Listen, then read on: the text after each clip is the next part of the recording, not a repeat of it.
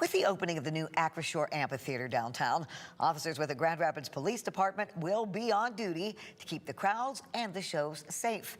And with that extra time they'll be working, they'll also be receiving overtime pay. 13 on your side's Nick Nelson is here now with a closer look at where GRPD stands with the venue. It's set to open in just a few weeks, Nick. Yeah, earlier this week we told you about the city's plan for parking. However, officials are also saying more on how the area will be patrolled.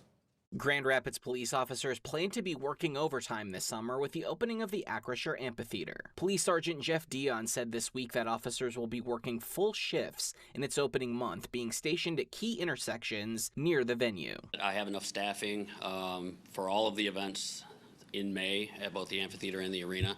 Our officers really stepped up at the request to staff this, and I've got enough volunteers to staff it. The question, however, will there be enough officers to patrol the area later in the summer when more events will be happening at the same time as the amphitheater shows? Moving forward, we're going to have significantly more events in July and August, and our staffing issues could pop up then.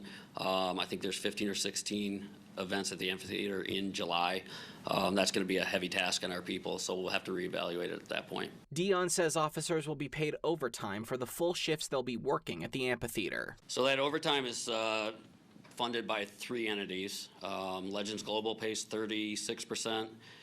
Mobile GR pays 36%, and as it sits right now, the Grand Rapids Police Department and the city have absorbed the remaining 28%. With City Manager Mark Washington's budget for the next fiscal year expected to be released soon, Deputy City Manager Kate Barron says there will be a clearer indication of how much money the city can set aside for that overtime pay. The City Manager will be sharing his preliminary budget, which will include what we're budgeting for overtime on April 28th, so stay tuned for more details about our budget.